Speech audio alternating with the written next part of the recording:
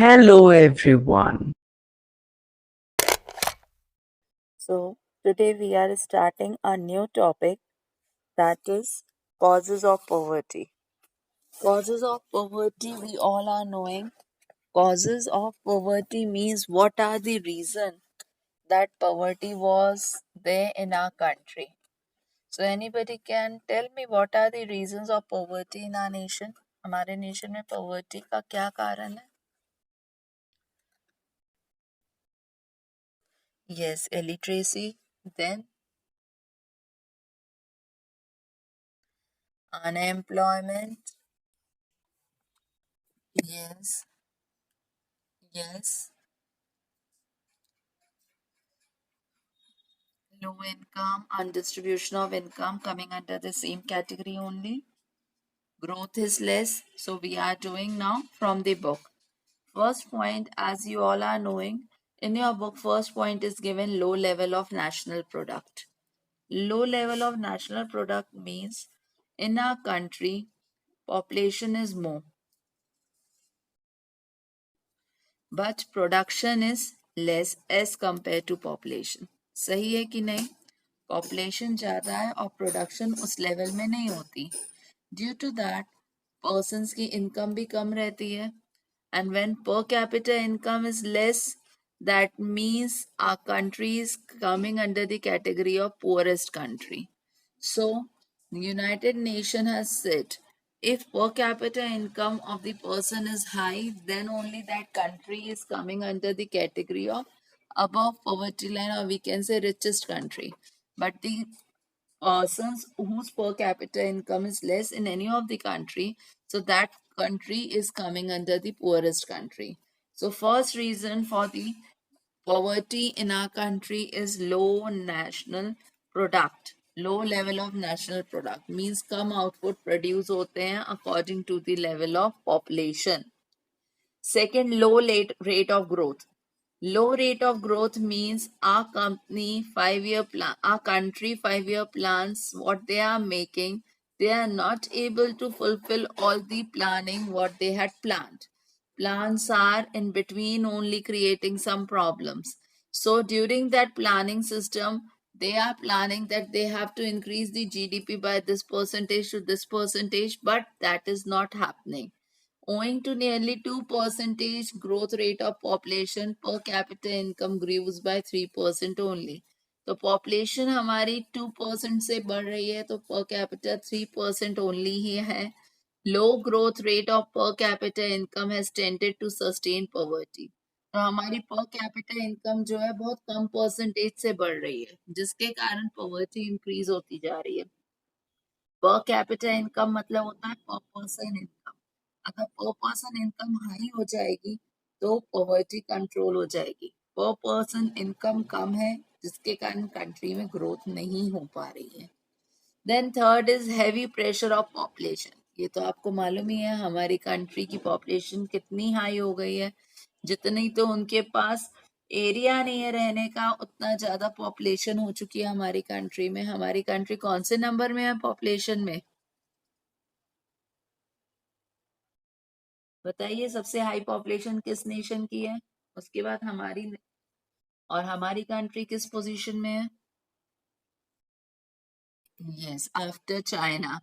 But हमारी country के पास क्या एरिया ऑफ लैंड उतना है जितना चाइना के पास है? सो एरिया इज लेस बस population is increasing very high. तो population is increasing very fast in our country due to, और डेथ रेट अब क्या हो गया है कम, क्योंकि मेडिसिन आ गई हैं, हेल्थ इंफ्रास्ट्रक्चर इंक्रीज हो गया है. तो death comparing to birth rate, death rate तो भी कम हो गया है. डेथ होती तो है मगर comparing to previous time, ancient time, that the death rate is reduced now. Population is increasing 1% in 41-51. 1991 में 2% से population increase होने लगी.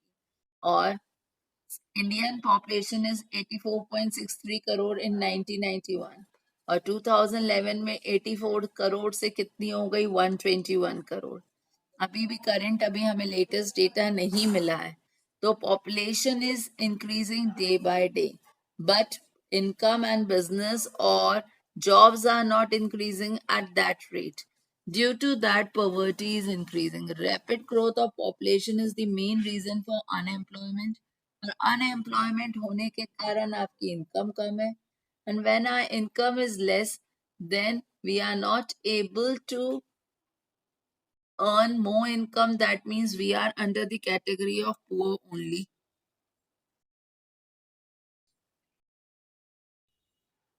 So they are due to this reason, one cause of poverty is that pressure of population is very high. Clear this point also?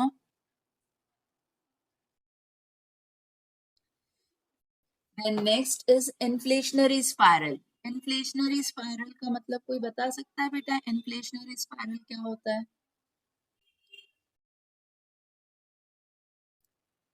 नहीं मालूम? तो चलो सुनो. Inflationary spiral एक रीजन है. हाँ बोलो.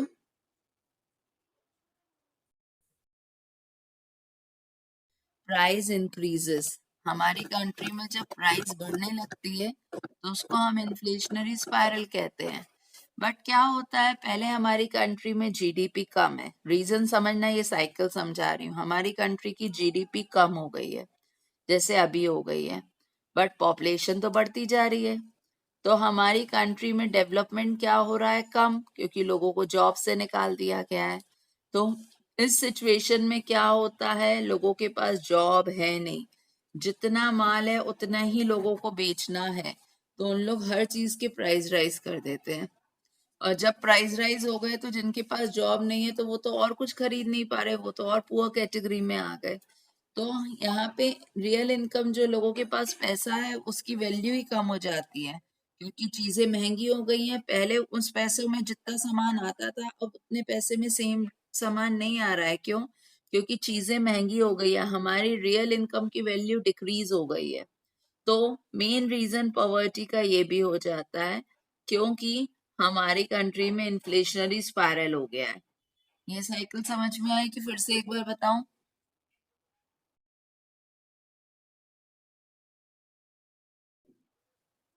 बोलो, आई कि नहीं आई?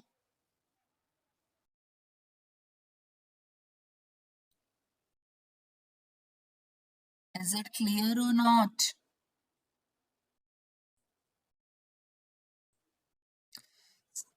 Okay, listen. इन्फ्लेशनरी स्पाइरल का मतलब शॉर्ट में अगर समझें तो प्राइस राइज.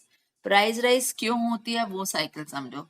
अभी कोविड-19 में के कारण, कोविड कोरोना के कारण हमारे यहाँ क्या हो गया है, लोगों की, मेन तो हमारी कंट्री की जीडीपी डिक्रीज हो गई है.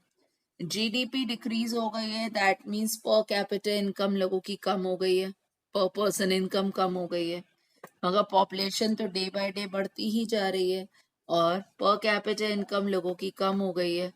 तो जब लोगों के पास जॉब ही नहीं है, दैट मीन्स प्रोडक्शन भी नहीं हो रहा होगा, तो ये तो जॉब से निकाल दिया है. तो जब जॉब ही नहीं है तो दुकानदारों के पास जितना माल है उन लोग वही माल बेचेंगे. तो उस माल को बेचने के लिए उन लोग क्या कर देंगे? प्राइस राइज कर देंगे. तो जब हमारी कंट्री में प्राइस राइज हो जा रही है और लोगों के पास पैसे तो है नहीं सामान खरीदने के लिए, तो वो किस कैटेगरी में आ जा रहे हैं? पुअर. तो इसे हम सोचते थे पहले हमारे पास 100 रुपीज है तो हम 100 रुपीज में बहुत सारा सामान खरीद सकते हैं. बट अब 100 रुपीज की कोई वैल्यू नहीं बची है कोरोना के कारण. उस 100 रुपीज में अब हम कुछ भी नहीं खरीद पा रहे, तो हमारी मनी वैल्यू क्या हो गई है? कम. तो मनी वैल्यू का मतलब होता है रियल इनकम. तो हमारे रियल इनकम की वैल्यू कम हो गई है, परचेजिंग पावर कम हो गई है. क्यों? क्योंकि पर कैपिटल इनकम डिक्रीज हो गई है. तो ये एक रीजन है पॉवर्टी इंक्रीज होने का हमारे नेशन में. Clear now this point?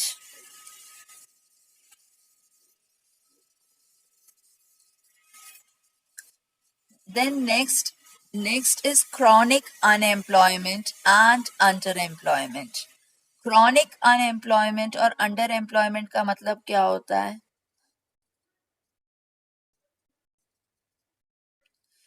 Means बेरोजगारी बढ़ती ही जा रही है. जैसे जैसे पॉवर्टी बढ़ेगी, खुद सोचो, जैसे जैसे पॉवर्टी बढ़ेगी, मतलब हमारे पास पैसे नहीं है सामान खरीदने के, तो हम लोग किस कैटेगरी में जाते जाएंगे? अनएम्प्लॉयमेंट की कैटेगरी में जाते जाएंगे. तो जैसे जैसे पॉवर्टी बढ़ती जाएगी वैसे वैसे अनएम्प्लॉयमेंट भी बढ़ती जाएगी, लोगों को जॉब से निकालते जाएंगे, लोगों के पास पैसे नहीं है या पर पर्सन इनकम बहुत कम कर दी है। तो ये कारण है क्रॉनिक अनएम्प्लॉयमेंट, मींस फटाफट लगातार में बेरोजगारी बढ़ती जा रही है, अंडर एम्प्लॉयमेंट होते जा रहे हैं। अंडर एम्प्लॉयमेंट मीन्स जिनके पास जॉब भी था उनको भी जॉब से हटाते जा रहे हैं, बिकॉज अब काम नहीं है तो फ्री में कोई पैसे नहीं देने वाला, तो दैट इज अंडर एम्प्लॉयमेंट। जैसे अभी कोरोना टाइम पे क्या हुआ था, बहुत सारे लोगों को फैक्ट्री से जॉब पे से निकाल दिया था, जो परमानेंट है बस उनको रहने दिया, जो कैजुअल है उनको सबको निकाल दिया गया, कम लोगों से ही काम करवाने लगे। तो अर्बन एरिया में पॉवर्टी जो है रूरल एरिया के कारण और बढ़ जाती है, क्योंकि वो माइग्रेट करके वहां चले जाते हैं जॉब के लिए, और जब वहां पे जॉब के लिए जाते हैं तो उनको कोई परमानेंट जॉब तो मिलती नहीं है, उनको कैजुअल जॉब मिलते हैं जिसको इंटरमिटेंट जॉब एम्प्लॉयमेंट कहते हैं। तो इसके कारण उनके पास कोई जॉब सिक्योरिटी तो है नहीं कि कब जॉब से निकाल दिया जाए, तो ये सब कारण है अनएम्प्लॉयमेंट इंक्रीज होने के। Then capital deficiency, capital deficiency तो मेन कारण है कंट्री की ग्रोथ को रोकने के लिए। जैसे मैं कह रही हूँ कि आर्ची के पास प्लानिंग है कोई बिजनेस चालू करने का, उसके पास प्लानिंग है बट उसके पास पैसे नहीं है, उसको मालूम है वो बिजनेस अगर चालू करेगी तो उससे बहुत ज्यादा प्रॉफिट होगा, बट शॉर्टेज ऑफ कैपिटल के कारण वो बिजनेस ही चालू नहीं कर पा रही है। तो अगर उसके पास पैसे होते तो वो बिजनेस भी चालू कर लेती है और उसका कैपिटल फॉर्मेशन भी हो जाता, वो कैपिटल बढ़ भी जाती। तो बट ये ना होने के कारण, कैपिटल डिफिशिएंसी होने के कारण हमारी कंट्री में क्या हो जाती है, एम्प्लॉयमेंट बढ़ जाती है। तो जब कैपिटल कम होती है तो प्रोडक्शन कम होती है, जब प्रोडक्शन कम होती है तो एम्प्लॉयमेंट नहीं होती, जॉब से निकाल दिया जाता है, जिसके कारण पॉवर्टी और बढ़ जाती है। Clear this point also?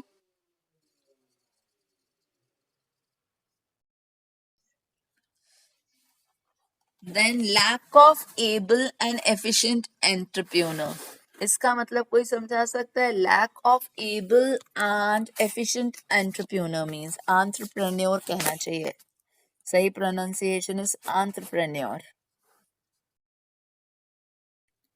What do you mean by this? Lack of perfect, हाँ बोलो जो बोल रहा है please.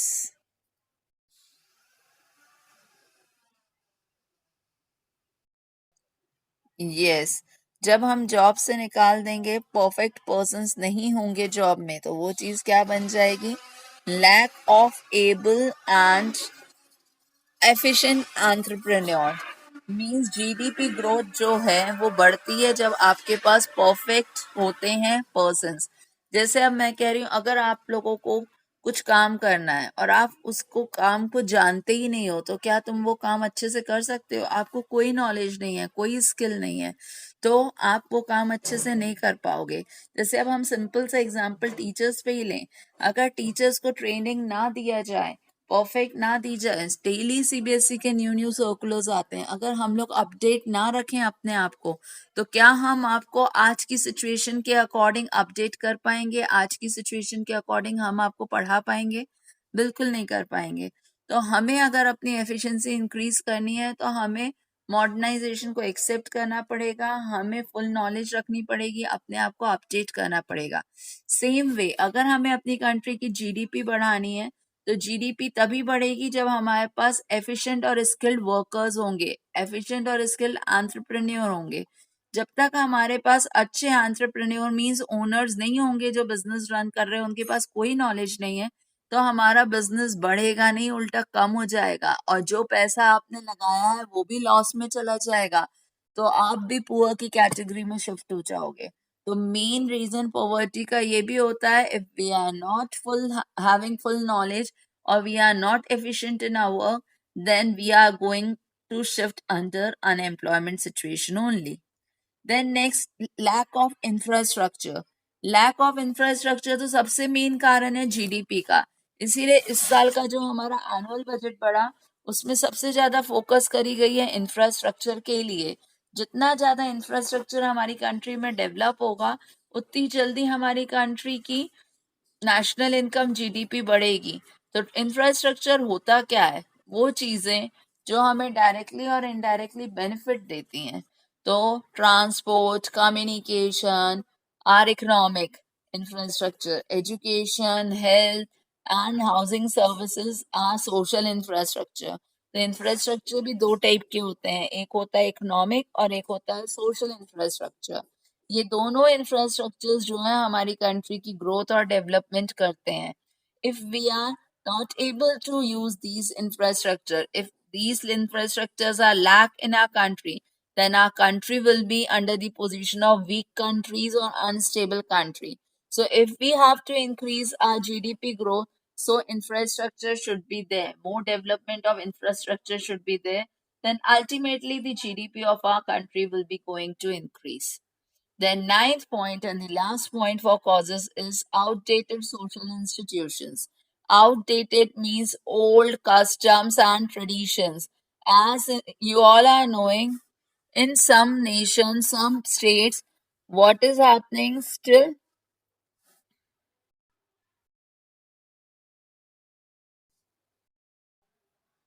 In some state, what is happening? Means there was an outdated traditions were followed. Caste system is still there, means rich and poor differences are there, girls and boys differences were there. So in these type of customs and traditions they are following, then that state, that area will not be going to progress. So if we have to progress our state, then we have to change our mentality, we have to change our mind. Then only social changes will be coming in the society. And if social changes will be coming, then there will be a modern changes will also come. And that modern changes that person are going to accept, and then the country's GDP will be increasing and poverty will be decreasing. So all these causes are clear to everyone now.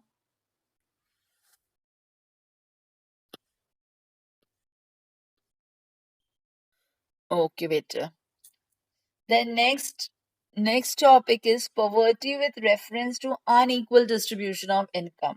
Means unequal distribution of income से कैसे poverty increase होती है. Unequal distribution of income का मतलब क्या होता है बेटा? जैसे अभी आप लोग सब एक ही जैसी क्लास में हो, सेम स्टूडेंट्स हो, सेम फ्रेंड्स हो, सेम कोर्स स्टडी कर रहे हो, बट फ्यूचर में जब आप अर्न करोगे तो क्या सबकी इनकम सेम होगी?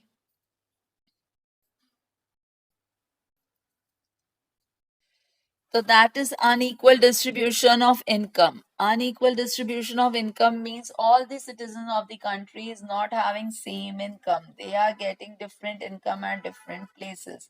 So that only. Poverty in India can also be explained with reference to undistribution of income. तो अनडिस्ट्रीब्यूशन ऑफ इनकम के कारण भी हमारी कंट्री में क्या होता है, पॉवर्टी इंक्रीज होती जाती है. Efforts has been made by the government. हमारी गवर्नमेंट बहुत से एफर्ट्स करती है इनको कम करने के लिए, इनइक्वालिटी को खत्म करने के लिए. बट ये इनइक्वालिटी को खत्म करने के लिए उन्होंने टैक्सेशन पॉलिसी बनाई है. पहले तो मुझे एक चीज बताओ, अच्छा अभी आपने कहा कि जब आप लोगों की इनकम अलग अलग होगी फ्यूचर में, तो जब जैसे एक फ्रेंड बहुत हाई कमा रही है और एक फ्रेंड बहुत लो कमा रही है, अगर आप दोनों एक दूसरे से मिलोगे तो जो हाई कमा रही है, हाईएस्ट इनकम वाली है, वो लोवेस्ट इनकम वाले को इग्नोर कर देगी कि नहीं कर देगी?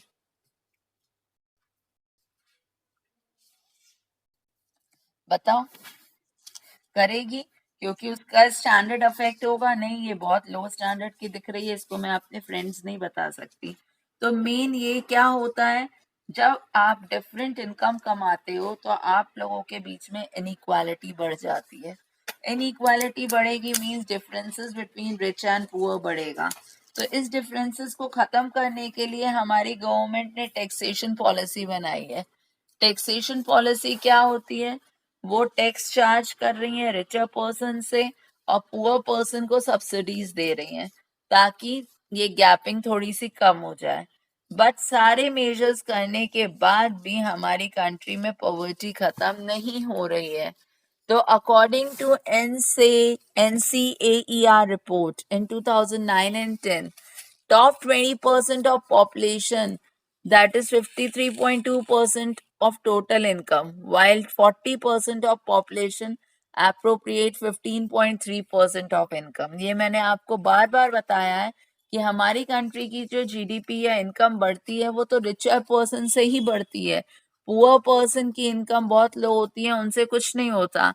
तो जैसे यही डेटा कह रहा है 50 टॉप 20% पॉपुलेशन, मतलब 20% रिच पर्सन से ही हमारी कंट्री की इनकम 53.2% हो जा रही है। मतलब उनकी इनकम इतनी हाई है कि वो 20% पॉपुलेशन से ही हमारी इनकम हो जा रही है 53.2, और बाकी 40% पॉपुलेशन बस 15% कमा रही है। 15% मतलब 1/3 से कम कमा रही है। तो पुअर तो बहुत हैं जिनकी इनकम कम है, बस हमारी कंट्री की जीडीपी जो इंक्रीज हो रही है वो रिचर पर्सन के कारण का हो रही है, पुअर्स के कारण नहीं हो रही है। पुअर तो और पुअर ही होते जा रहे हैं, रिच और रिच होते जा रहे हैं। इसीलिए मोनोपोली इंक्वायरी कमीशन MEC ने कहा है हमारी कंट्री में 1536 कंपनीज बनाई गई हैं, जो बस 75 फैमिलीज जो रिच फैमिलीज हैं उन्हीं लोग कंट्रोल कर रही हैं। बहुत बड़ा टारगेट है। देखो 1500 1550 कंपनीज हमारी कंट्री में चल रही हैं, बट उनको कंट्रोल करने वाला 75 फैमिलीज ही हैं, रिच फैमिली। बाकी कंट्रीज की इतनी पॉपुलेशन होने के बाद भी उन कंपनीज में कंट्रोल तो बस 75 फैमिलीज का ही है। तो ये सब कारण क्या है? अनडिस्ट्रीब्यूशन ऑफ इनकम। ये unequal of distribution of income के कारण पॉवर्टी हमारी कंट्री में बढ़ती जा रही है। Gulf between the means difference between the rich and poor increasing day by day. Future में ये हो रहा है कि हायर इनकम वाले फ्यूचर में और रिच होते जा रहे हैं, पुअर पर्सन और पुअर होता जा रहा है। तो which this house a huge stock of wealth, rich are able to build their fortune. तो इतनी पैसों से रिच तो अपना फॉर्च्यून, अपना सपना, अपना फ्यूचर बहुत अच्छा कर ले रहा है, बट पुअर को हमेशा स्ट्रगल करना पड़ रहा है अपनी सर्वाइवल के लिए। This is the main reason that due to unequal distribution of income, poverty is increasing in our country. So this is also clear.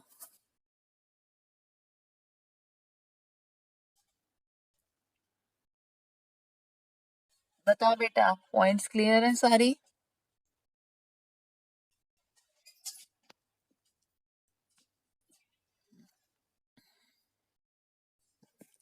Okay then. Policies and programs to combat poverty in India. Policies और programmes आप 9-10 से पढ़ते जा रहे हैं, मतलब योजनाएं जो गवर्नमेंट ने बनाई है पॉवर्टी को कॉम्बैट करने के लिए, मींस कंट्रोल करने के लिए, दी एंड करने के लिए। तो गवर्नमेंट ने बहुत सारी पॉलिसीज और प्रोग्राम्स बनाए हैं इस प्रॉब्लम को खत्म करने के लिए। तो जिसमें आपकी जिसको कहा जाता है शॉर्टकट में पैप या PAPS, पॉवर्टी एलिवेशन प्रोग्राम्स। अगर फुल फॉर्म पूछा जाए PAP का फुल फॉर्म क्या है, तो पॉवर्टी एलिवेशन प्रोग्राम, जो 1961 से 66 के 5 ईयर प्लान्स में बनाई गई, चालू करी थी बनाना। जिसमें सबसे पहली योजना है PMRY, that is prime minister रोजगार योजना। प्राइम मिनिस्टर रोजगार योजना जो है क्रिएट करने का मेन मोटिव है सेल्फ एम्प्लॉयमेंट चालू करना अर्बन एरिया में। मींस अर्बन एरिया के पर्संस खुद का बिजनेस चालू करें। ये पॉलिसी 1993 में बनाई गई थी, जिसका मेन मोटिव था कि ज्यादा से ज्यादा हम अपना खुद का बिजनेस चालू करें। तो किस चीज का बिजनेस चालू करें? खादी का। खादी एंड विलेज इंडस्ट्री, मतलब गांव में, अर्बन एरिया में, जहाँ पे भी, तो खादी की इंडस्ट्रीज खोलें, जिससे ज्यादा से ज्यादा लोगों को एम्प्लॉयमेंट मिलेगी। क्योंकि खादी क्या है? हैंडवर्क है, जिसके लिए मशीन की जरूरत नहीं रहती, तो लेबर्स की जरूरत है। अगर खादी की डिमांड कंट्री में बढ़ जाएगी तो ज्यादा से ज्यादा लोगों को जॉब मिलेगी। और the scheme is for providing employment to educated unemployed, और ये स्कीम में मेन मोटिव था जो पढ़े लिखे बेरोजगार हैं उनको जॉब मिलेगी, या उनको जॉब नहीं मिलेगी तो वो लोन लेकर अपना ये मैन्युफैक्चरिंग डिपार्टमेंट चालू कर सकते हैं, जहां उनको 1 लाख से ज्यादा और 2 लाख तक की लोन मिलेगी। ये पॉलिसी प्राइम मिनिस्टर रोजगार योजना 1993 में चालू करी गई थी। This scheme is clear?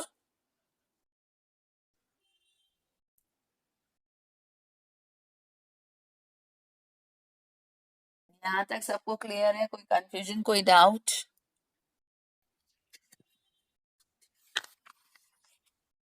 Okay बेटा. देन सेकंड इज SJSRY, स्वर्ण जयंती शहरी रोजगार योजना. ये योजना 1997 1 दिसंबर को स्टार्ट हुई. इसका मेन प्रोग्राम है नेहरू रोजगार योजना एंड प्राइम मिनिस्टर इंटीग्रेटेड योजना. इन दोनों को खत्म करके, एराडिकेट करके न्यू योजना मिक्सचर ऑफ दिस स्टार्ट करी गई है. मेन ऑब्जेक्टिव ऑफ दिस योजना is to provide self employment, means ज्यादा से ज्यादा लोग अपना बिजनेस चालू कर लें. सेल्फ एम्प्लॉयमेंट, जब बिजनेस चालू होगा तो वेज एम्प्लॉयमेंट मिलेगी, मींस वेजेस मिलेगी लेबर्स को, और अंडर एम्प्लॉयड पर्सन्स को पैसे मिलेंगे. जिसमें दो प्रोग्राम्स इनने चालू करे हैं. एक है urban self employment programme, means शहर में उनने बिजनेस चालू कर रहे हैं जिससे खुद का बिजनेस बढ़ा सकें. और दूसरा है urban wage employment programme. Urban wage employment programme means काम कर रहे हैं तो हमारे पास राइट है हम अपनी सैलरी भी इंक्रीज करवा सकें. तो जहां आप अपने सैलरीज के बारे में बात कर सकते हो वो हमारे इसके अंदर आ जाते हैं. वेज एम्प्लॉयमेंट में और सेल्फ एम्प्लॉयमेंट में जॉब्स आ जाती हैं. This is also clear.